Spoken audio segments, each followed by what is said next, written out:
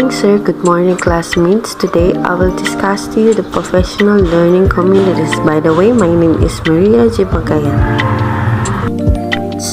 Let's start it with what is PLC?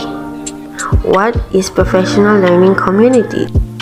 What is the definition of PLC? PLC is an opportunity for a group of college within a specific field to participate in collaborative learning.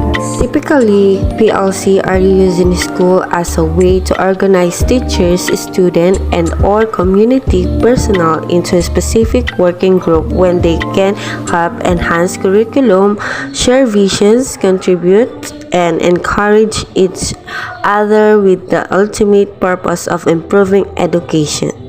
Professional learning communities are joining of professionalism and community. It's bring the specialized knowledge and focus of professionalism to the career, responsibility, and support within a group or a communities. The example of this is include a group of a teacher engaging one another for the purpose of creating a more consistent curriculum, a group of computers instructors collaborating and discussing which software application to purchase, and a team of administrators coming together to support one another with regard to implementing state standard. What are the components of PLC? PLC by Richard DeFore outline three critical components that distinguish a PLC from other group. First is PLC focus on what a student learn, not what teacher teach. In here, the aims of PLC is not to ensure that students are taught, but to ensure that students learn. The goals of PLC in here is not to make the teacher look better in the classroom when they're observed. Rather, the core of the PLC is about what students learn and are able to do. Number 2, PLC focus on the culture of collaboration. The best learning and the best result cannot occur in a vacuum in their separate classroom. Teachers do amazing things with their students every day, but their effort may dilute it unless their colleagues follow suit and also employ the same best practice. In here, PLC's educators collaborate to determine which instructional modes make the most impact with their students. When working in tandem, teachers see that their hard work accelerates the learning of their students, which build momentum to what to do more. Next is number 3, PLC focus on the result. The most important component of PLC is focus on student learning result. The goal is not to improve teacher perception in the classroom by outside observer. It's not to make students like them more or to encourage parents to send positive email. The ultimate aim of PLC is to drive student learning outcome by looking at data and student work. PLC analyze what working and what not, adopting the principle of improvement science. PLC keep student data at the center, not trying by gut or by feel. What works for student works for members of the PLC. Next is what make for an effective professional learning communities. In addition to make sure that your PLC include the 3 key components listed above, the stronger PLC tend to share similar practice and values. In Create a Vibrant Learning Culture by Brian Edwards and Jessica Gamel offers several ingredients that make an effective PLC. Among them are taking the time. For PLC to work at their higher potential, educators need regular, sufficient, uninterrupted time to gather, look at student work, analyze data, decide on instructional strategies, affirm the successes, and throw out what doesn't work. when meetings are infrequently sporadic or challenged by other competing demands, the possibility for collective efficacy decreases. Next is building trust. Building trust, the best PLC invest in team building not only when forming their group but as an ongoing practice. At every single meeting, as Anthony Brick and Barbara Schneider emphasize in trust in school, adults develop trust with each other over time, and trust remains one of the most important drivers of collective efficiency and better student results.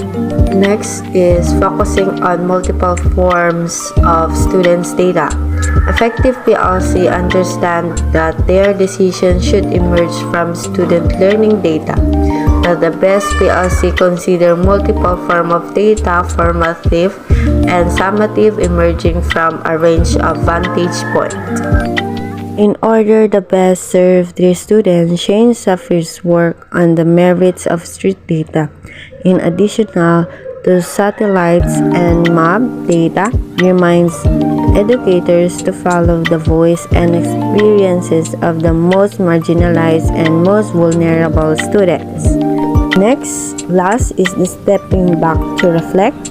Although PLC have a bias toward action, it is crucial that educators incorporate regular reflection into their cycles of inquiry. Without time to take stock of what they're learning and the impact that they're having, teachers may find themselves bouncing from one instructional move to the next. Reflection of the offers space for not only individual teachers but also the entire PLC to celebrate successes and growth. Next is educators' collaboration leads to strong student results. In here, for a long time, educators have considered how best to organize adult professional learnings that leads to strong students' learning results. Large amount of money have gone to outside providers. When the research indicates that educators working together in a small professional learning communities and putting students at the center have the answers right in front of them. Deems Bowie High School, for example, is an excellent case students on the power of putting PLC into a practice. Next slide is professional learning communities then serve two broad purposes. First is improving the skills and knowledge of educators through collaborative study, expertise exchange, and professional dialogue. Number 2, improving the educational aspiration, achievement, and attainment of students through stronger leadership and teaching. Two purposes of these professional learning committees often function as a form of action research, as a way to continually question, evaluate, refine, and improve teaching strategies and knowledge. Meeting our goals-driven exchanges facilitated by educators who have been trained to lead professional learning communities. Participation in meeting may be entirely voluntary, and in some schools, only a small percentage of the faculty will elect to participate, or it may be a school-wide requirement that all faculty members participate. Next is professional learning community teams are often built around shared roles or responsibilities. For example, the teachers in a particular group may all teach the same 9th grade student, or they may all teach science, and these shared attributes allow participants to focus on specific problems and strategies. How do I teach this particular student better? How do I teach this scientific theory more effectively, rather than on a general education goals or theories? Next is teachers, for example, will discuss and reflect on their instructional techniques, lesson design, and assessment practice, while administrators may address leadership questions, strategies, and issues. Next is, while in the specific activities and goals of a professional learning community may vary widely from school to school, the following are a few examples of common activities that may take place in a meeting. Number 1 is discussing teacher work. In here, participants collectively review lesson plan or assessment that have been used in the class and then offer critical feedback and recommendation for improvement. Next is discussing student work. Participants look at example of student work turned in for a class and then offer recommendation on how lesson or teaching approaches may be modified to improve the quality of student work.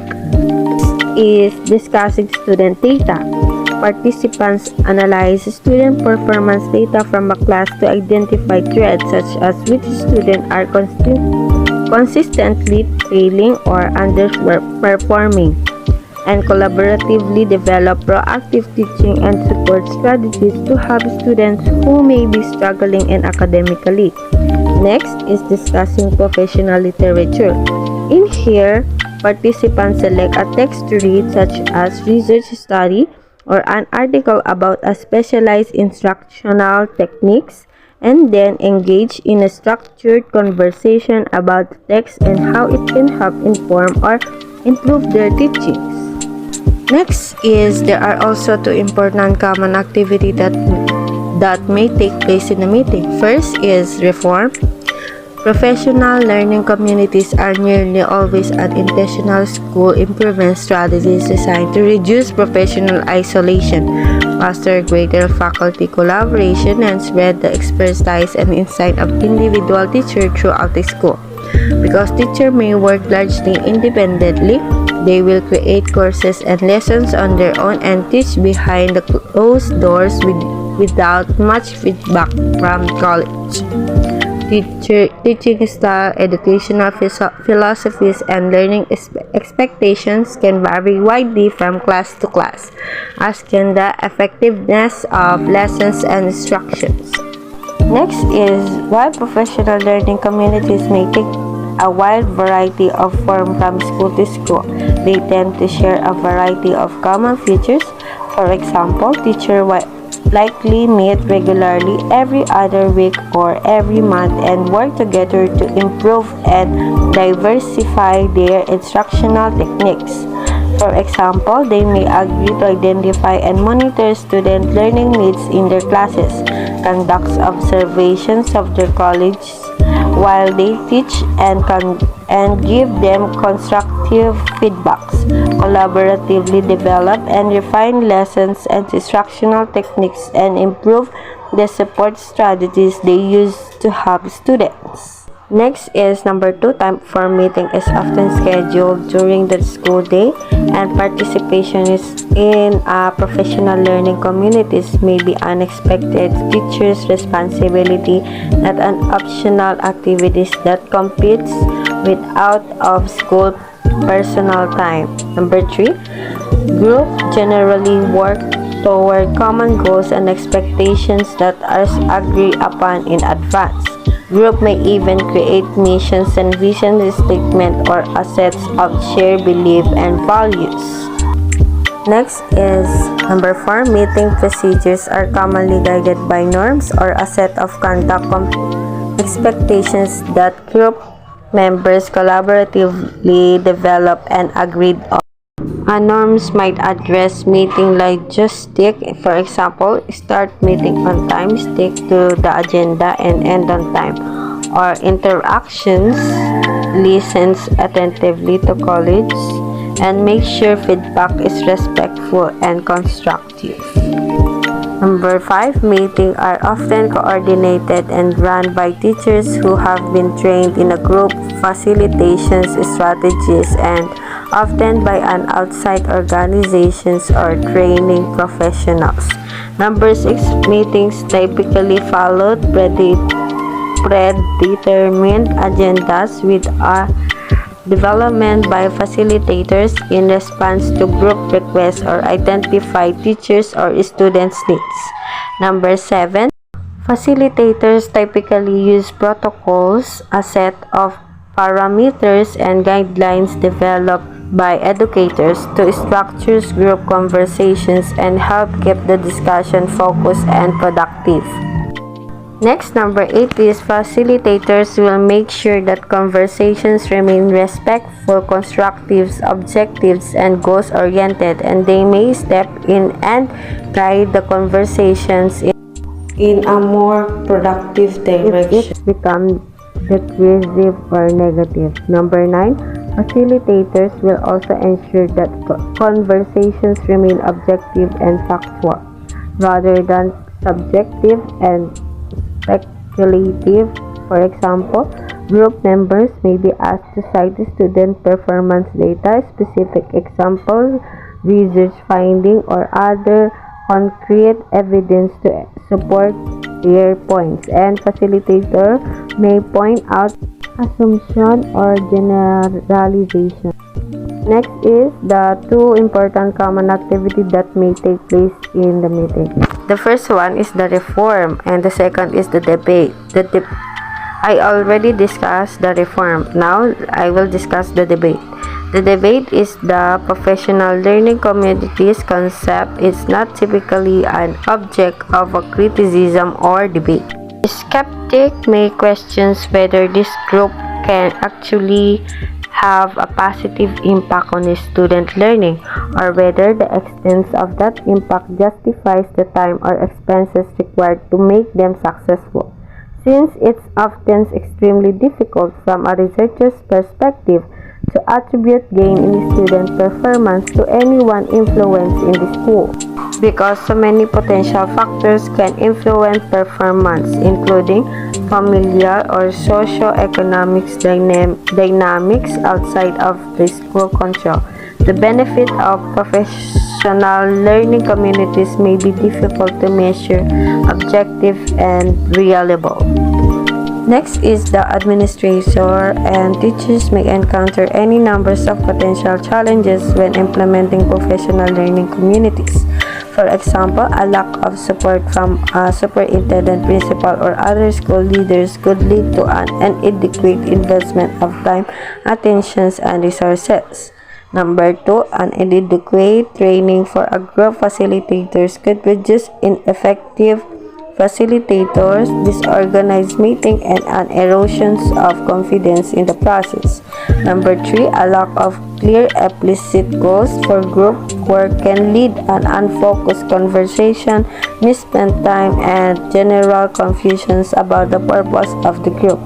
Number 5, a dysfunctional school or faculty culture could contribute to tensions, conflicts, factions, and other issues that undermine the potential benefit of professional learning communities.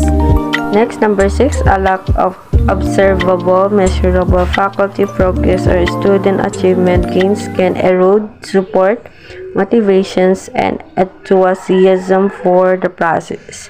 Number 7, highly divergent educational philosophies, belief system, or learning style can lead to disagreement that undermine the collegiality and sense of shared purpose typically required to make professional learning communities successful.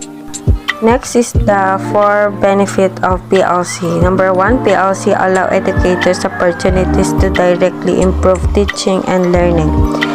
In here, PLC allow teachers an easy way to share best practice and brainstorm innovative way to improve learning and drive student achievement. Good communication is key so that educators can share opinions and feel that what they are doing in the classroom matters. In here, these learning communities also enhance teacher reflections of instructional practice and student outcome. Meeting with your PLC gives you the ability to share student progress, and when the data is shared across grade level within the building, educators and administrators take ownership of every child educations. Next is number 2, PLC builds a stronger relationship between the team member. The very essence of the PLC is a focus on and a commitment to student learning. Meeting weekly create a bond and build a team of leaders within the school or district that eventually extend regionally and globally. In here, to build a strong team, it is important to define roles and relationship of team's members. This starts from understanding everyone's strength within the department and throughout your PLN. Enhance the strength of others, build trust, and make relationship comes to fruition. Number 3, PLC help teachers stay on top of new research and emerging technology tools for the classroom. In here, collaboration within a district and beyond is essential in order for educators to have ongoing and regular opportunities to learn from each other. A global PLC allows teachers to share and learn from each other daily. Twitter and other social media sites lets teachers collaborate worldwide and create a community of practice that far extend their classroom walls. In here, within your district or school, you can use a variety of tools to set up communication channel so you can share ideas and best practice of easily join text chat or video calls to collaborate in the moment. Next, number 4, PLC help teachers reflect on ideas. In here, learning from others in your PLC allow you to reflect on way to enhance your teaching and to adjust your practice.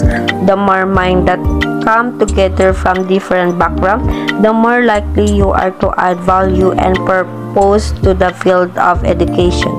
In here, when PLC come together, they must focus their effort on questions related to learning and create products with the end result of answering questions that lead to student achievements.